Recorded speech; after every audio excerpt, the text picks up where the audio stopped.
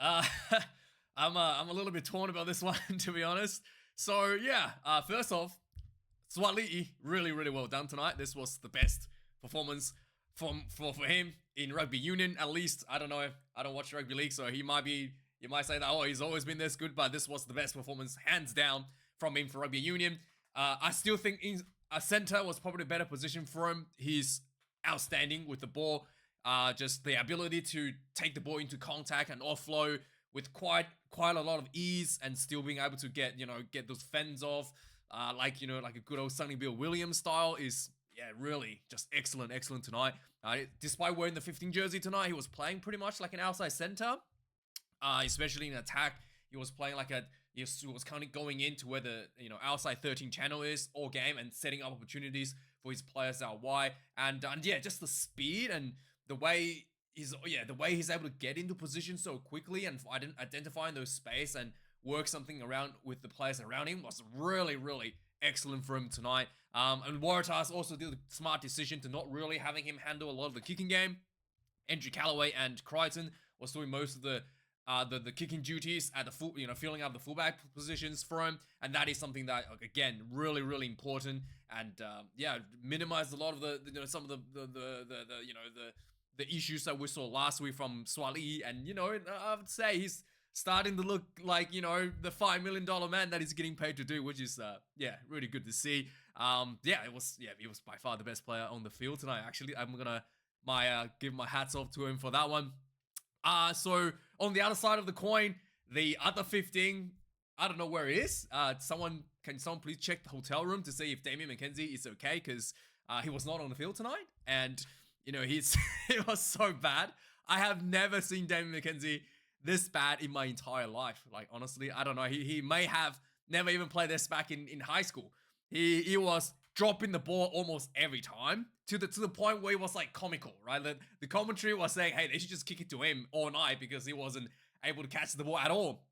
He copped a couple of really big shots early in the game. Maybe that's put him off the game a little bit. But, as a professional player, as an all-black player, getting copped in a couple of big hits is something that generally, like, people, especially the big name players, kind of rises to the occasion and getting themselves into a better performance as a result of getting a few hits, because you kind of like, get that adrenaline running and you get that fight and flight kick in. And Damian McKenzie just didn't have that. He kind of like went back into it, just completely fell apart after taking a few good shots, like drop ball everywhere, high balls as well. His kicking game was a bit off, and his passing game was off as well. Like, he wasn't even able to get the ball to the right spot for his own teammates. There was a couple forward passes at the end. I think there was at least one from Damian McKenzie that was missed by the referee.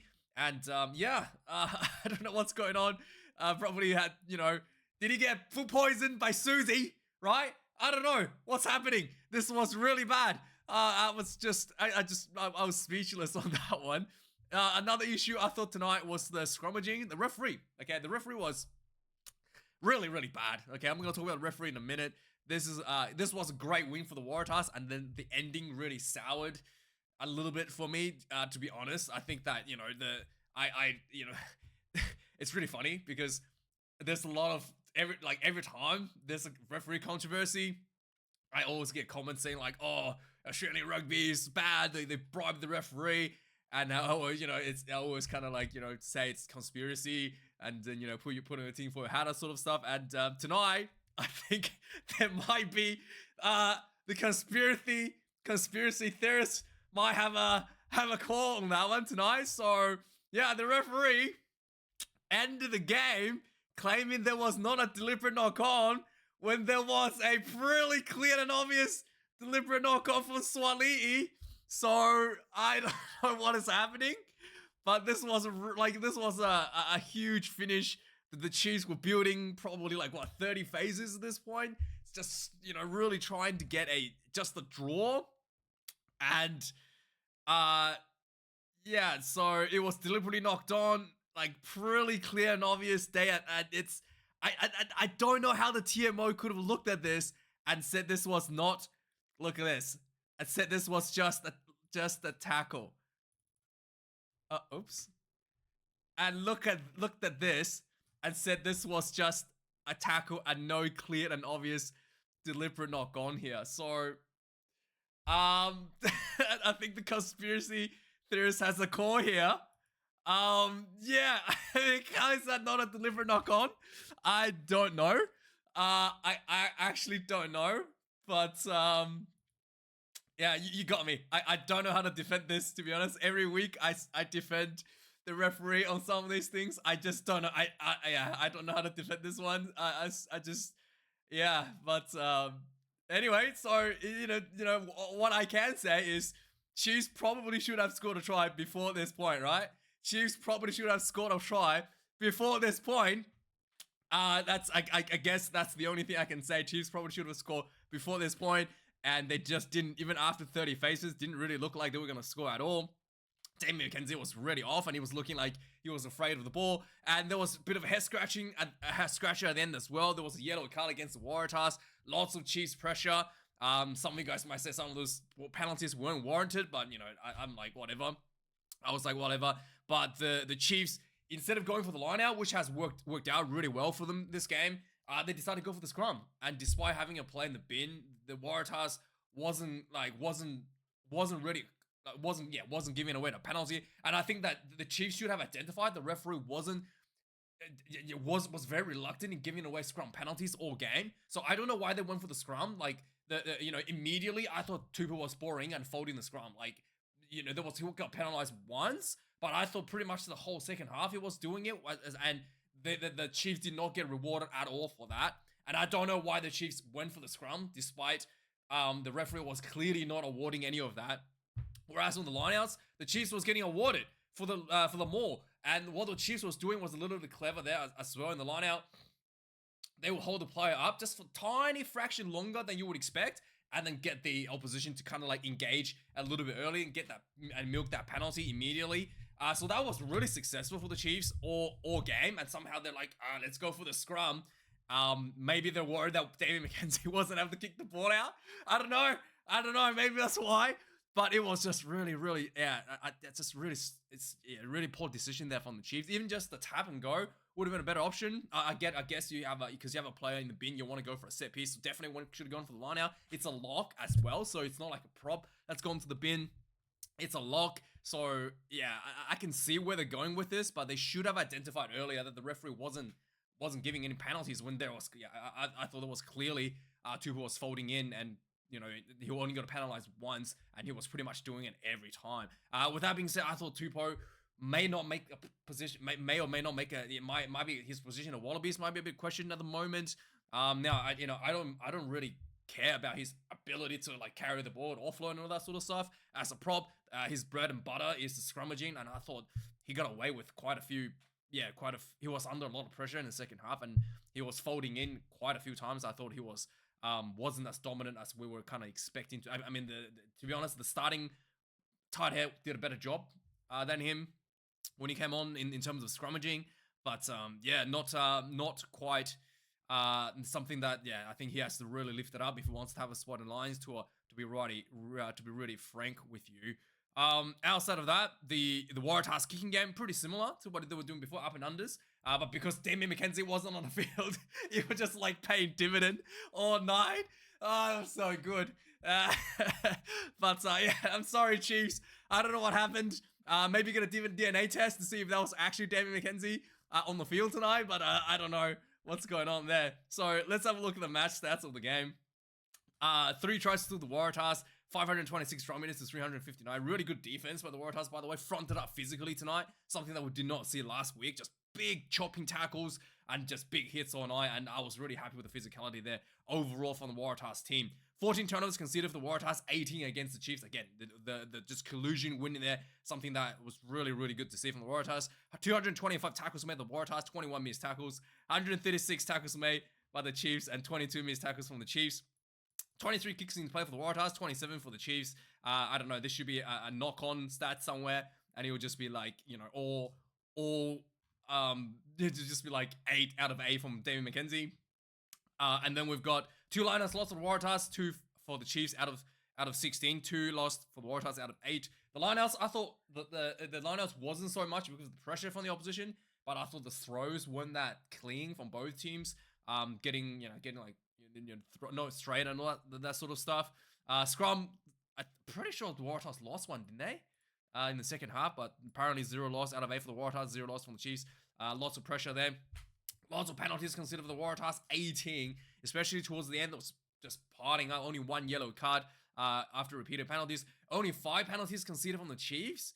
My goodness, that's really well done. Only 1 yellow card for the Chiefs as well. And what happened? What happened to the Chiefs' yellow card? It'll come to me when it goes through the. I think it was in the first half. Yeah, there was first there was a shoulder to the head on Suaali'i. Rampling did a bit of a shoulder and clipped Suaali'i in the head, and that was a yellow card for him. So yeah, it's 1 yellow card on each side.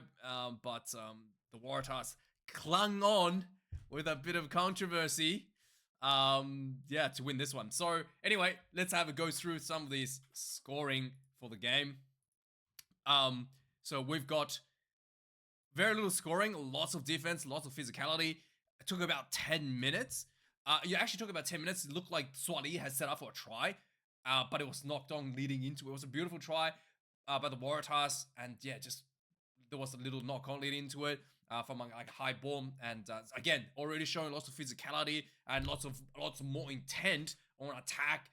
From a broken defense in front of him instead of just kicking the ball away. I was already pretty happy to see this. 80 minutes of the game, finally Suaali'i gets the try on the board. D-Mac missed tackle. He got stepped by Suaali'i, and then Suaali'i got 2 defenders on him, still muscling himself over, getting that first try on the board for the Waratahs. 7 points and his first try in professional rugby. 23 minutes into the game, some nice run around at the rocks. There was a nice offload from Joey Walton. And then another offload to Riley goes in for the second try for the Waratahs. 14 points to 0. Again, just from like broken set piece, quick brace from the breakdown is where the Waratahs are finding some of these opportunities. So there was a try 27 minutes in that was disallowed. Now this one, it's a bit of a head scratcher for me because the Waratahs working around the wider channels.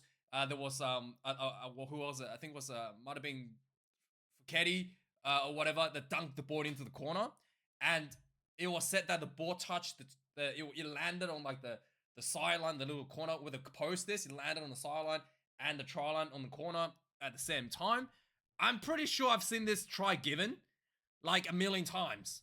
I've never seen this being disallowed because it happens a lot. He dunked the ball into the corner and the ball touches both the try line and the ground the ground at the same time in the corner, but the referee said this was out.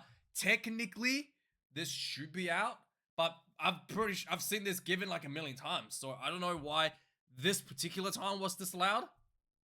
But hey, didn't really make a difference to the final result, I guess. 29 minutes into the game, there was a little nice line out from the Chiefs. Some nice angle running from Jacobs in the midfield. He ran through a little gap. He got a like nice little I guess a short ball, and then he offloads the ball to Carter, who ran through for the try for the Chiefs. 14 points to 7. 29 minutes into the game. The 35 minutes into the game, there was a shoulder from Rampling to Suaali'i. Yellow card, got sent off. Halftime score 14 points to 7. 44 minutes into the game in the second half. Again, the Chiefs was piling in the second half. Was looking like they were gonna, make a massive statement coming out. Just lots of crash ball. They were really close, probably about 1 meter short, and the ball was knocked on, and it was scooped up by the Waratahs. The pass of the ball was flung out to Andrew Callaway at center field. He saw open space in front of him. He ran from inside his own try line, started running out, and linked up with Suaali'i. Suaali'i propped back in field to Crichton. Crichton popped back to Andrew Callaway, just like basketball passes, like over the top style. Andrew Callaway to what's his name? Number 9, right to what's his name? Wilson, and the Wilson running for the try. 21 points to 7. 51 minutes is the game. The Chiefs parting in again. This was just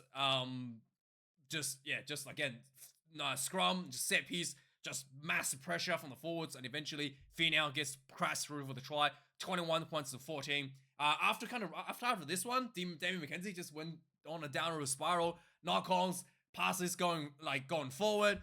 Everything was just really bad. And not too much else to say at this point. Tupu was on the field. I thought the scrum was Could have gone, like I said, could have gone for the Chiefs a few times.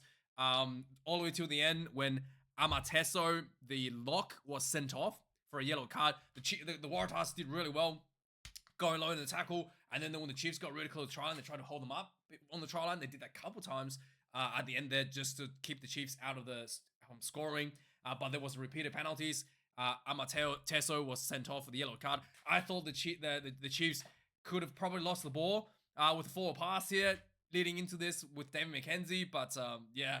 Anyway, the Chiefs had opportunity to go for the penalty, for the line out for the more. They went for the scrum and didn't quite get the results they're looking for from the scrum. And yeah, the Chiefs couldn't quite make the scoring, and the Waratahs just held on with the defense to end the game in a bit of a controversy. Anyway, thanks for watching this video. Let me know your thoughts, and if you're a conspiracy theorist, yeah, I'd like to see your comments in the sections. And thanks for watching, and have a good one. Cheers.